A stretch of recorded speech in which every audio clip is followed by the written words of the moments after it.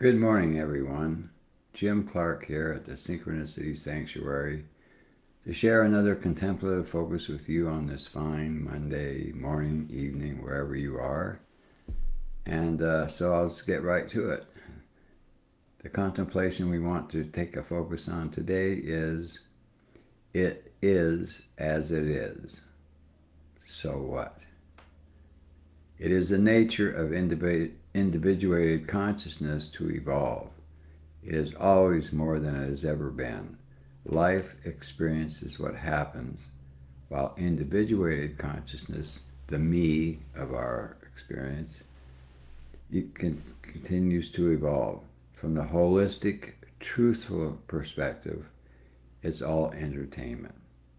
Source, consciousness, life, entertains itself, delights in itself, celebrates itself through the process of itself, for the sake of itself, because there is no other. The one without a second is simply the one. So this contemplation is a tool that we use as meditators to help us fully integrate our experience from our meditations. I know when I first started meditating, I had some very powerful experiences, and I also recall very well that it was me as a separate human being having the experience. And so there's still a separation there. There's still an individuated consciousness that's not fully aware, not fully integrated into the truth that you are the consciousness that is all and everything. So you don't see the world around you. You're not always celebrating the world around you. There's things that happen in your life day to day that you don't like, that you react to in a negative way, that you either withdraw from or you want to hold on to because you do like it. And this is the normal process of evolution as source. You're an individuated conscious. You're an individual human being. And during the first phase of this whole journey in the involutionary cycle, as we call it, there is no awareness of source or consciousness. You're not aware of yourself as consciousness. But when you reach the evolutionary stage of your development, this is when meditation and meditation teachers show up in your life. And your response to that is an indication of where your feet are. How far are you evolved in terms of moving away from a fragmented, unconscious individual to a fully conscious individual that is enlightened, as we say. So it's really just a mark of where you are in this journey. It's not a judgment. There's no good or bad about it, because everybody is here. Everybody is the consciousness in all individuated forms in this world. Even the world of today are evolving to the same end, the same truth, that there is only one. So all the judgments, all the drama, all the ways we paint life and color it with our own database are really just part of the game of pretending to be what we're not. We're separate from God, we're separate from consciousness, we're separate from whatever we call a deity that is supposedly holy or fully evolved or fully aware. Which is why even a person as myself who's been meditating as a lifestyle for over 30 years still must continue the journey of integrating that experience until I become that experience. And the more fully I become the experience of oneness, the more I will experience life as a delight. I will be celebrating myself as myself, so what? And so that's really what we do here with these contemplations. Is just a tool. It's a tool for meditators. It's a technique to help you integrate and fully embrace what you're experiencing in your meditation. So The nature of individuated consciousness is to evolve. We are individuated human beings on the planet Earth, and we are evolving. Whatever your experience is, whatever comes into your life, it's only for that reason. And the more you get it, the more that it becomes your understanding and your perspective of life, the more you'll be able to flow with your life. Huh? It's not always good. It's sometimes not what we would prefer to do or have happen in our life.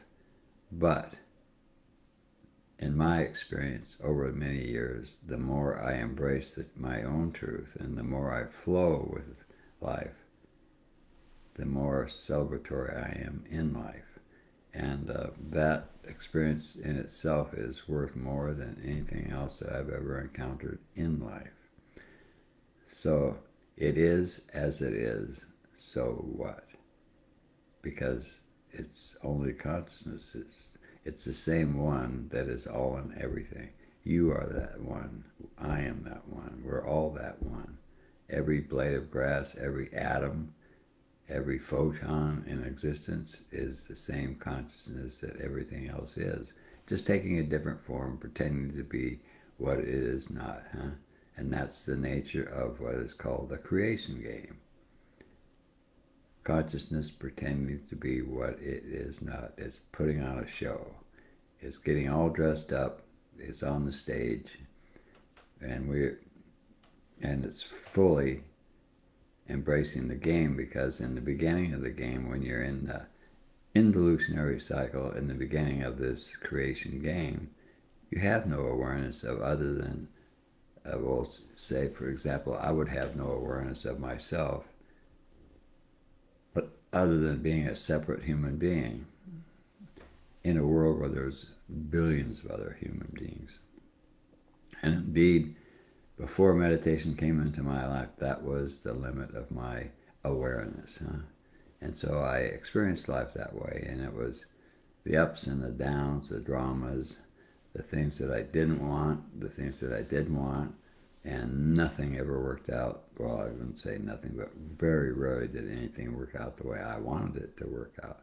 So as I went through my life experience with that limited awareness and fully experienced how miserable I was in it, that helped to prepare me for the moment when I did wake up.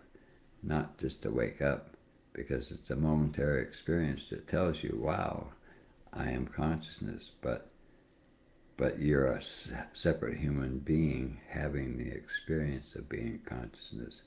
And that experience will not last if you don't nurture it and grow it.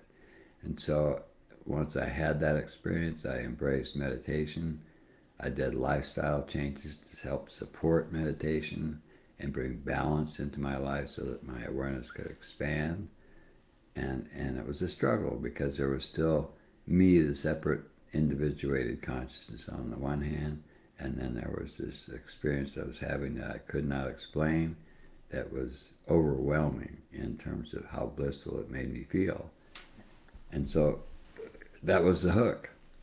When you get blissful, when you experience meditation, when you have peak experiences, and you come out of a meditation and you're really, really blissful, that is what you want, because that is your real nature. And once you get a taste of that, nothing else will do. If you try to stop and go back to what they call a normal life, well, you won't be very happy with it, and you'll probably go back to meditation sooner or later, because you know that was the only way that you could ever get a taste of who you truly are. And that's how consciousness is playing this game. In the pretense of what it's not really celebrating. It's not really celebrating life for what it is, because it doesn't know what it is. It doesn't know what it is, so it can't experience it for what it is. It can't experience itself for what it is. So it goes through the involutionary cycle where there's a lot of suffering and there's a lot of ignorance. There's just no awareness. A very limited experience of life. And then, after an appropriate amount of this experience, you reach a point where you've pretty much had enough of it, and you're ready to switch. Your hunger for more is grown to the point where you're ready to accept the evolutionary process. And that process is when meditation, something, an experience, a teacher, or both, shows up in your life and says, here I am, here it is, how much do you want? And so you start to meditate, or you start to think about meditation maybe, and you start exploring the possibilities of meditation. And then how far into that process do you take yourself? And in my years here at the sanctuary, many, many people came and went, and some people would come here for one day, and that would be the last time you saw them because that's where their feet were. They got the hit, they got the experience of the lightning energies that are here, and yet it would take them maybe the rest of their life to integrate just that. So this is the nature and how, and some of the mechanics of how it works. We are who we are, so what? And that means if you're not enlightened, if you're not celebrating life as consciousness, so what? You are where you are, and it's very important for anyone who wants to take meditation into their life fully to recognize and accept that truth, that the truth is the truth no matter what.